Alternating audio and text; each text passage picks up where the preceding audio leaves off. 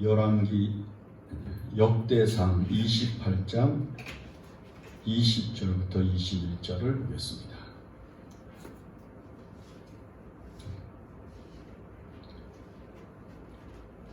제가 읽습니다.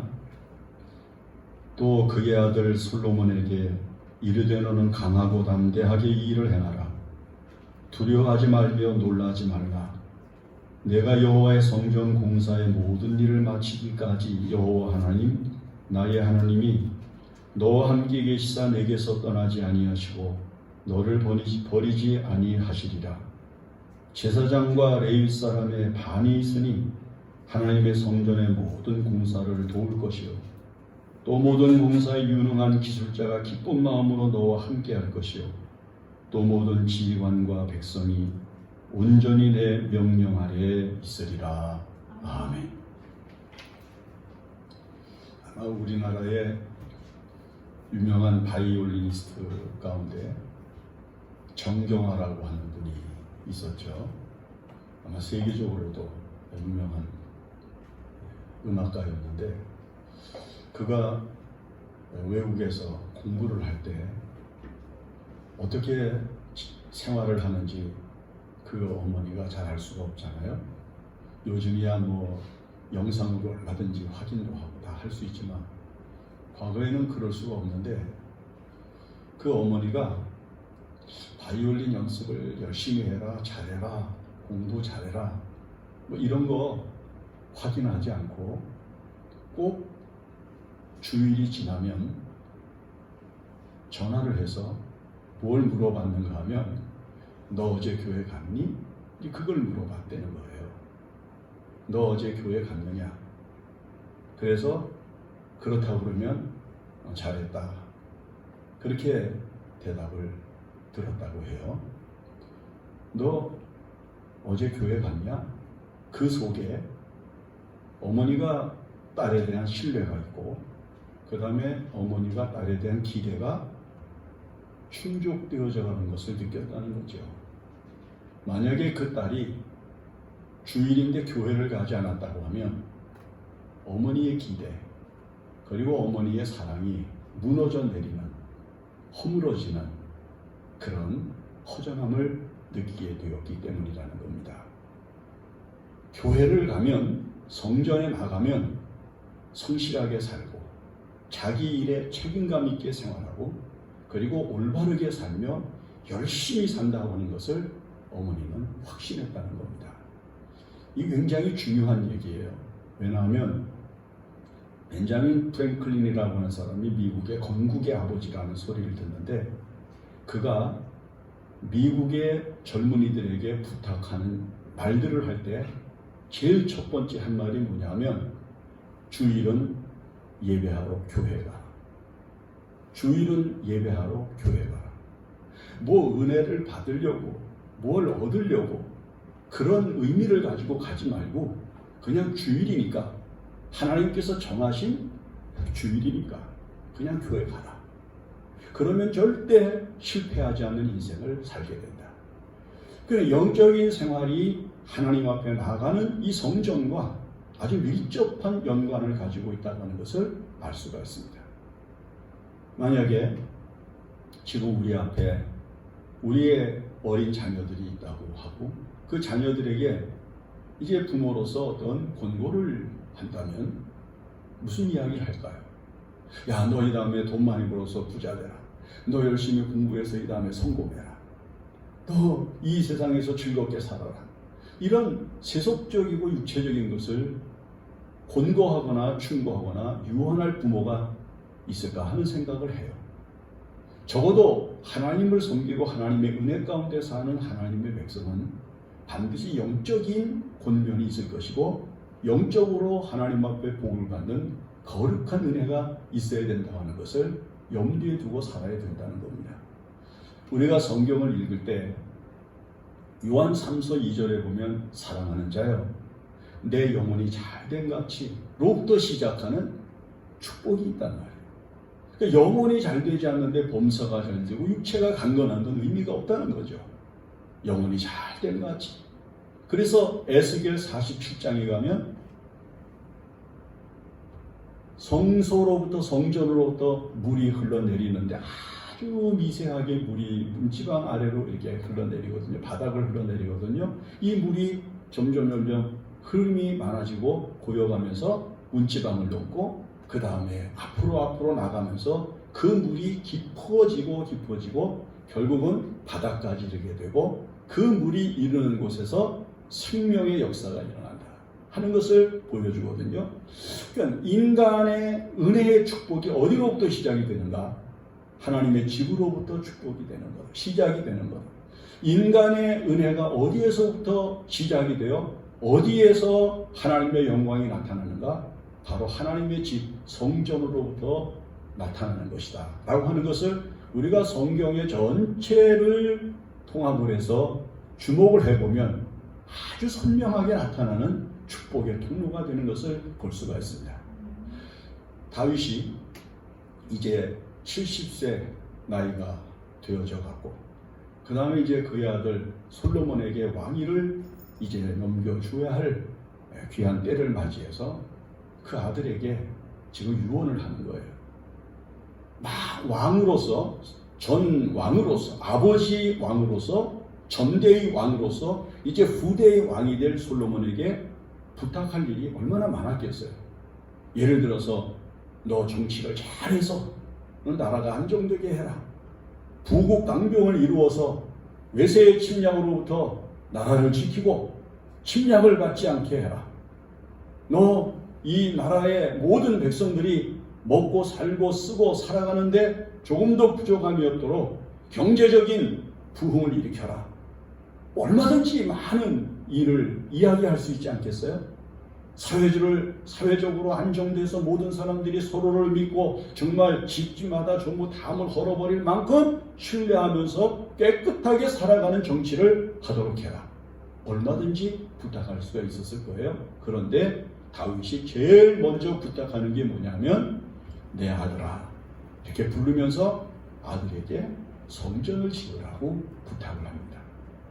왕이 이 세상에서 어떤 특정한 사람들만이 모여서 예배를 드릴 수 있는 공간, 하나님의 백성들만이 들어가서 예배를 드릴 수 있는 공간, 그 솔로몬의 성전이 이스라엘 백성들 전체에게 어떤 의미가 있겠어요? 이 성전이 전체가 이스라엘 땅 전체를 돕는 것도 아니고 예루살렘의 한 구팅이에 지어지는 조그마한 성전인데 이 성전을 짓는 것에 솔로몬의 출발점을 삼으라고 하는 것을 명령합니다. 이것은 곧 무엇을 의미하는 것인가 하면 맨 처음에 말씀을 드린 대로 사랑하는 자가 영원히 잘 되는 출발을 말하는 것이요, 하나님의 성전으로부터 흘러내리는 물이 점점 온 세계에 편만하게 충만하게 흘러넘치면서 생명의 물이 되는 역사를 일으켜서 그저 곳곳에 보이는 세계가 아름다워지고 그 다음에 사람들이 먹을 수 있는 많은 과실이 맺히고 실과가 열리는 그런 세계를 만들게 되는 그 출발점, 바로 그 성전을 지금 다윗은 그 아들 솔로몬에게 지으라 이렇게 명령을 합니다. 우리가 이 세상을 살 때 그러므로 인생의 출발점을 어디로 삼아야 되는가? 성전으로 삼아야 된다는 거예요. 우리나라 사람들이 참 기독교가 이 땅에 들어온 이후에 복을 받은 이유가 뭐냐 하면 교회를 짓고 예배를 드리는 주일이 지나면 매일같이 새벽 4시면 일어나서 종을 치고 5시경이 되면 새벽 기도를 하는 그 문이 열렸기 때문이에요. 인생의 하루의 출발점을 어디에다 삼아두었는가? 교회에다 뒀거든요. 그래서 제일 먼저 눈 뜨고 일어나면 간단히 세수하고 그 다음에 성경 찬송가씩 들고 성전에 나가서 하나님 앞에 기도하고 그리고 하나님 앞에 은혜를 받고 하루를 시작해서 오늘날 우리가 살아가고 있는 이 아름다운 세계가 이루어지는 은혜를 삼게 되었다고 하는 것을 알 수가 있는 거죠. 그래서 다윗이 이 아들이 이제 앞으로 정치를 하면서 이 나라를 통치하고 이 나라를 다스려야 되는데 이 아들이 어디로부터 출발하는 인생을 살고 사회를 만들고 세상을 만들고 백성을 만들어야 이 세상이 복을 받을 수가 있겠는가 생각을 할 때 하나님의 성전으로부터 출발점을 삼아야 된다. 그 성전으로부터 출발점을 삼으려고 하니까 너는 제일 먼저 성전을 지으라. 이렇게 말씀을 한 거예요. 그래서 성전을 이제 솔로몬이 짓게 되는 것이죠. 그런데 다윗이 이 성전을 지으라고 명령하는 명령을 하면서 이 본문의 말씀에서 아주 중요한 몇 가지 말씀을 선포합니다. 그 첫째가 뭐냐면은 너 강하고 담대하라.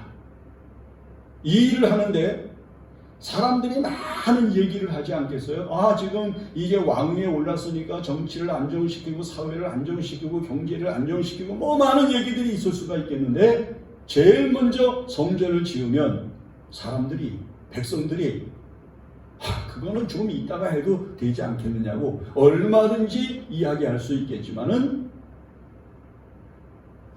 강하고 담대하라. 이 성전을 짓는데 사람들이 이러고 저러고 하는 얘기에 귀를 빼앗기지 말아라. 사람들이 너를 힐난하고 사람들이 너를 비난하고 사람들이 너에게 가타부타 얘기를 하는 그런 소리에 귀를 빼앗겨가지고 그 마음이 약해져서 아, 성전을 좀 나중에 먼저 지을까? 그렇게 하지 말라 말씀을 하는 거죠. 솔로몬이 성전을 지을 때 7년간에 걸쳐서 성전을 짓고 나머지 13년간에 걸쳐서 예루살렘 성을 다 완공을 하고 자기의 집을 완공을 하는 것을 성경이 우리에게 증언하는 바 먼저 지어야 될 것이 바로 성전이었다고 하는 의미는 그런 가치와 의미를 우리들에게 나타낸다 하는 것입니다. 강하고 담대하라. 여러분 지금 우리가 살고 있는 이 세상에서 요즘 젊은이들에게 제일 문제가 되는 게 뭐예요? 요즘 젊은이들에게 제일 문제가 되는 게 뭐냐면 약하다는 거예요. 그냥 벌써 어떤 합리적인 사고와 그리고 이 세상에서 어떤 사회적인 비교적인 그 상대감을 가지고 그냥 자꾸자기 하는 게 너무 빠른 거예요. 그냥 자기에게 주어져 있는 현재의 그 나약함과 자기의 부족함과 자기의 연약함을 그대로 수용을 하고 뭐 어쩔 수 없지 이렇게 하고 사는 사람들이 너무 많은 거예요. 그러니까 자연이 뭐가 없는 거 아니 창의력이 없고 모험심이 없다고 하는 소리를 듣는 거잖아요. 젊은이들이 모험심이 없고 창의력이 없으면 어떻게 자기 인생을 발전시킬 수가 있습니까? 인생을 더 높이고 인생을 더 아름답게 하고 인생을 더 행복하게 하려면 지금보다 더 나은 미래를 향해서 강하고 담대한 마음을 가지고 앞을 향해서 나가야 된다는 것이죠. 그래서 모세의 뒤를 이어 이스라엘의 지도자가 된 여호수아를 향해서 하나님께서 제일 먼저 들려주신 말씀도 너는 두려워하지 말라. 강하고 담대하라. 그렇게 말씀을 하신 거예요. 너는 지금까지 누구도 이스라엘 백성들 가운데 그 어떤 사람도 지나가지 못한 길을 가게 되는데 그 알지 못하는 길을 가면서 두려워하고 의심하고 근심하고 분노하고 그럴 수 있는 많은 마음들이 일어날 수 있는 미래를 바라보면서 강하고 담대한 것. 그것이 세상을 이기는 길이요. 하나님께서 나를 통해서 이 땅에서 세우시고 이루시고자 하는 모든 역사를 마칠 때까지 가지게 되는 거룩함이라고 하는 것을 말씀하는 겁니다. 강하고 담대하라. 이것보다 중요한 것이 인간의 마음과 인간의 의지에 없다는 거예요. 우리에게는 수많은 상황이 일어납니다. 많은 일들이 발생할 수 있습니다. 그러나 강한 마음, 담대한 의지와 용기를 절대 포기하면 안 됩니다. 마음을 강하게 하셔야 됩니다. 담대한 마음을 가져야 됩니다. 그리고 용기 있게 뒤를 바라보지 아니하고 앞을 향해서 바라보면서 나아가는 소망이 충만해야만 하나님께서 나를 통해서 이루시려고 하는 일이 이루어질 수가 있는 것입니다. 일이 다 끝날 때까지 내가 이제 시작하는 일이 다 마칠 때까지 강하고 담대하라. 왜냐하면 강하고 담대한 마음은 일이 끝날 때까지 의심에 빠질 수도 있고 약해질 수도 있고 그 다음에 비굴해질 수도 있는 시험이 있기 때문에 다윗은 일이 끝날 때까지 너는 강하고 담대하게 하라고 명령을 하는 거예요. 그러므로 우리가 이 세상을 살 때 이 강하고 담대한 마음을 가지고 믿음의 의지를 높이면서 소망을 가지고 살아야 됩니다. 그 다음에 다윗이 솔로몬을 향해서 이렇게 이야기를 합니다.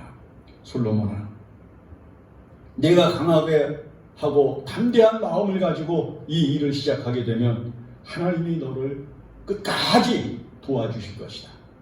그 일이 끝날 때까지 여기 보면 뭐라고 말씀하시는 거 아니? 너를 떠나지 않으시고 너를 버리지 않으시고 내가 시작한 성전 공사가 끝날 때까지 너를 지켜주실 것이다.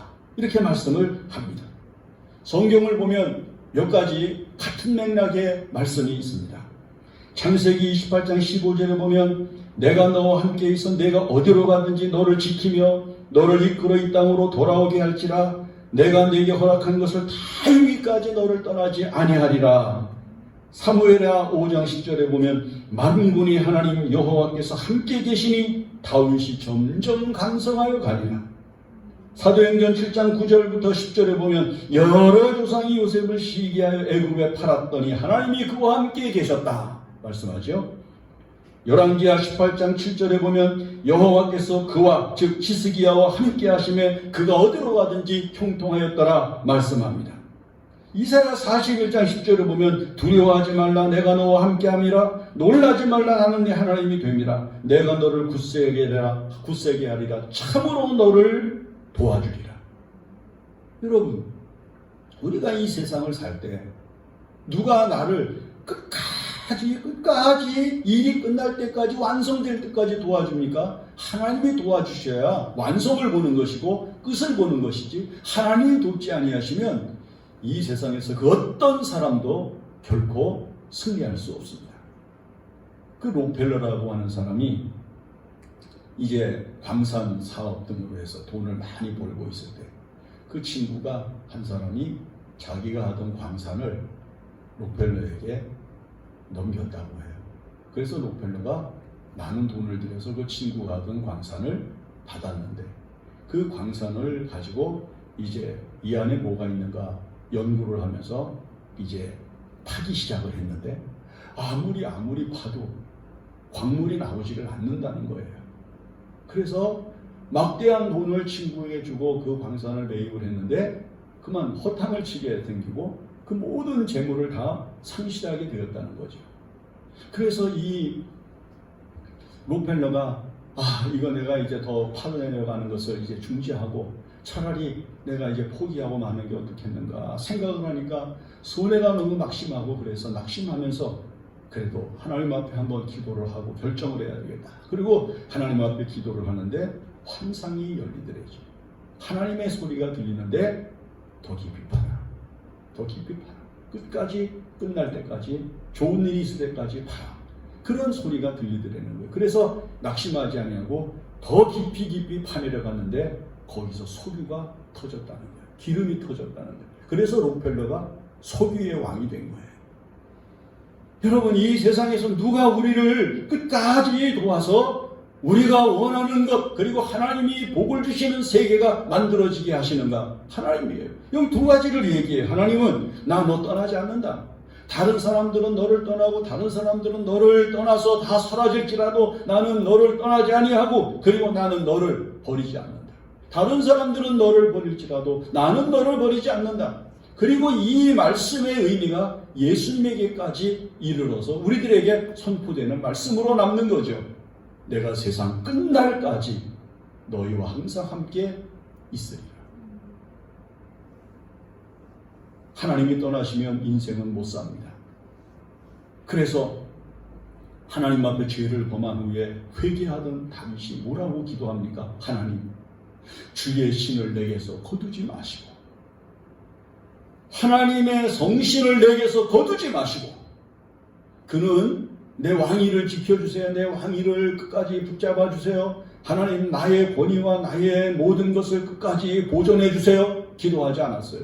다윗은 주의 성신을 내게서 거두지 마십시오. 왜? 사울 왕이 하나님의 신이 떠나시니까 그가 어떤 결과에 이르고 어떻게 비극적인 인생을 마쳤는가, 그런 역사를 보아서 알았다는 얘기죠. 삼손을 보세요. 들레라고 하는 여인에게 빠져서 술을 마시고 그 무릎에 얼굴을 대고 잠이 들었을 때 그의 머리털이 밀렸는데, 블레셋 사람들이 들어오니까 삼손이여, 블레셋 사람이 왔다고 하니 삼손이 일어나서 내가 전과 같이 나가서 힘을 떨치리라 하고 일어났는데, 사사기 15장 마지막은 무엇을 기록합니까? 16장으로 넘어가서 이렇게 결론을 내려요. 하나님이 이미 자기를 떠나신 줄 알지 못하였다. 인생의 실패는 다른 게 아니에요. 하나님이 떠나시는 거예요. 인생의 실패는 하나님이 버리시는 거예요. 인생의 실패는 하나님께서 함께하지 않는 거예요. 인생의 성공은 뭐냐? 하나님이 함께하시는 거예요. 끝까지 동행하는 거예요. 끝까지 나를 보존하시는 거예요. 끝까지 나를 책임지는 거예요. 하나님이 나를 책임지는 인생으로 살면 인생은 절대로 실패하지 않습니다. 자기가 시작한 일을 자기가 끝까지 이루도록 역사하시는 은총을 나타냅니다. 이사야 65장 66장으로 내려가면 새 예루살렘의 세계가 만들어지는데 하나님께서 뭐라고 말씀하는가 하면 이렇게 말씀을 해요. 그 새 예루살렘에 이제 이루어지는 세계에서 이스라엘 백성들이 이제 새로운 세계를 살게 되면 거기 수한이 짧아서 죽는 사람은 저주를 받은 사람이라 할 것이라, 그렇게 말씀하시고, 자기가 농사를 한 것을 타인이 가져가지 아니하고 자기가 먹게 되는 것이고, 자기가 건축한 집에 자기가 들어가서 살게 되지 자기가 만든 집에 다른 사람이 살게 되는 일이 있지 않을 거다, 이렇게 축복을 하시거든요. 참 놀라운 은총이에요. 나는 지금까지 목회를 하면서 많이 보았고, 그 다음에 제가 한번 필리핀에 갔을 때 가다 보니까 이렇게 상당히 높은 건물이 짓다가 그냥 흉측하게 공사가 중단됐더라고요. 근데 그 목사님이 우리를 인도하시면서 저 건물은 왜 저렇게 흉측하게 내버려져 있냐 그랬더니 하는 말이, 저거 어떤 사람이 건축을 했는데 부도가 나가지고 다른 사람에게 그 건물 자체가 넘어가 버렸대. 그래서 지금 공사가 중단되어 있는 상태라고 그러더라고요. 나는 우리나라에서도 그런 사람들을 내 주변에서 여러 봤어요. 시작을 했는데 끝이 없어. 시작을 했는데 남의 것이 돼요. 자기가 만들어 놓았는데 자기가 먹으려고, 자기가 얻으려고, 자기의 소유로 만들려고 만들어 놓았는데 다른 사람이 가져가는 것을 나는 여러 사람에게서 볼 수 있었어요. 내가 너를 떠나지 않는다. 내가 너를 버리지 않는다.